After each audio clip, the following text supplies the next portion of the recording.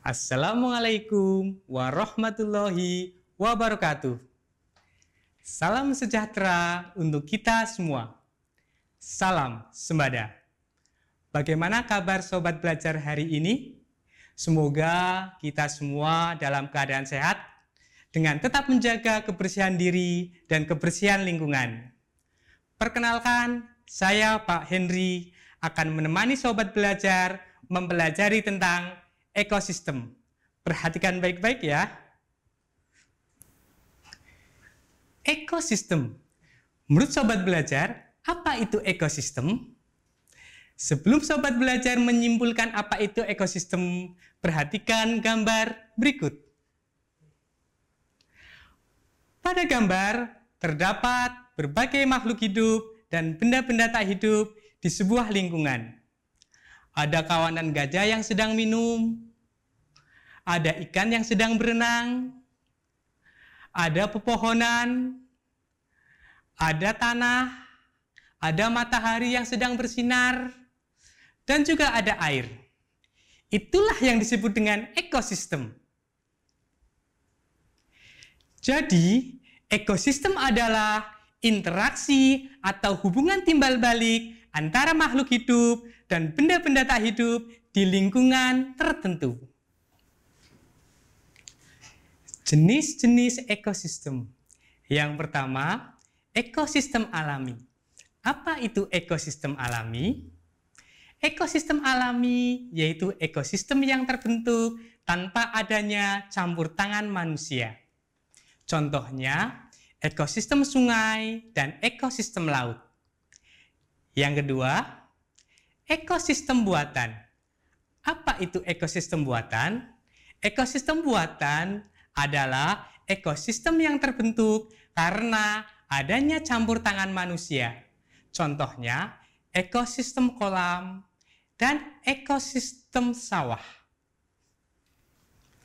Untuk lebih jelasnya, silakan sobat belajar perhatikan contoh ekosistem berikut. Ini adalah contoh ekosistem air. Ini adalah contoh ekosistem padang rumput. Dan ini adalah contoh ekosistem sawah. Dalam sebuah ekosistem, setiap makhluk hidup pasti membutuhkan makanan untuk kelangsungan hidupnya.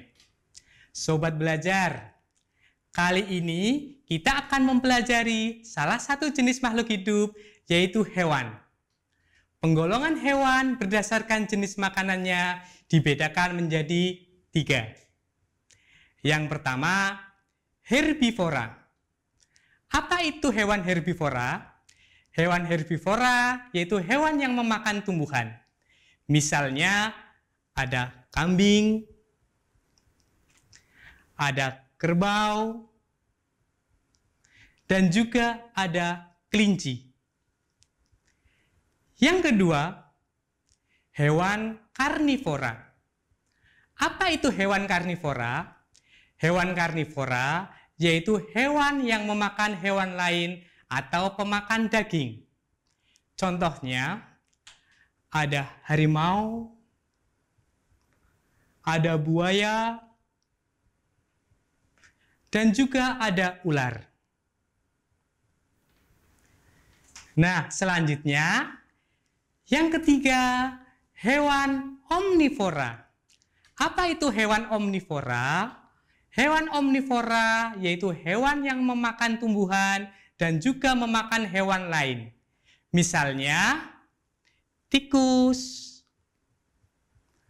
ayam, dan gorila.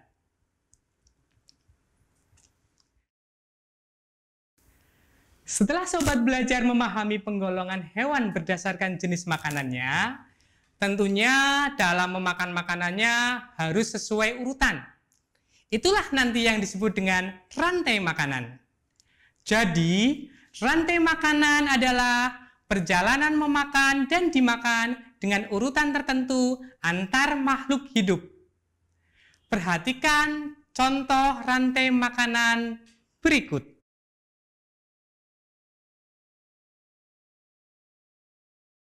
Pada gambar tersebut, tanaman padi disebut produsen. Tikus sebagai konsumen 1,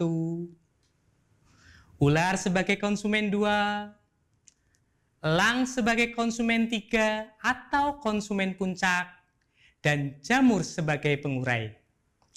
Apabila populasi ular mengalami kenaikan, hal yang mungkin terjadi, populasi tikus akan mengalami penurunan, dan populasi padi akan mengalami kenaikan. Dalam sebuah ekosistem, terdapat hubungan dua makhluk hidup yang berbeda dan sangat erat kaitannya. Hubungan ini disebut dengan simbiosis. Ada beberapa jenis simbiosis, antara lain simbiosis mutualisme, simbiosis komensalisme, dan simbiosis parasitisme. Sobat belajar, mari kita pelajari satu persatu. Simbiosis mutualisme. Simbiosis mutualisme merupakan hubungan antara dua makhluk hidup yang saling menguntungkan. Dapat dicontohkan hubungan antara burung jalak dan kerbau. Burung jalak beruntung karena mendapatkan makanan berupa kutu kerbau. Kerbau beruntung karena rasa gatalnya berkurang sebab kutunya dimakan burung jalak. Simbiosis komensalisme. Simbiosis komensalisme merupakan hubungan antara dua makhluk hidup yang satu diuntungkan, yang satu tidak dirugikan, dan tidak diuntungkan. Dapat dicontohkan hubungan antara ikan remora dan ikan hiu. Ikan remora memperoleh keuntungan karena mendapatkan perlindungan dan sisa-sisa makanan dari ikan hiu. Ikan hiu tidak diuntungkan dan tidak dirugikan. Simbiosis parasitisme. Simbiosis parasitisme merupakan hubungan antara dua makhluk hidup yang satu memperoleh keuntungan dan yang lainnya dirugikan. Dapat dicontohkan hubungan antara nyamuk dengan manusia.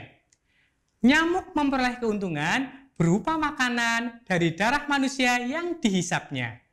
Manusia dirugikan karena gigitan nyamuk menyebabkan gatal, bahkan dapat menimbulkan penyakit berupa demam berdarah. Sobat belajar, sampai di sini dulu ya. Lain waktu kita berjumpa kembali. Pesan dari Pak Henry agar selalu menjaga kesehatan. Caranya,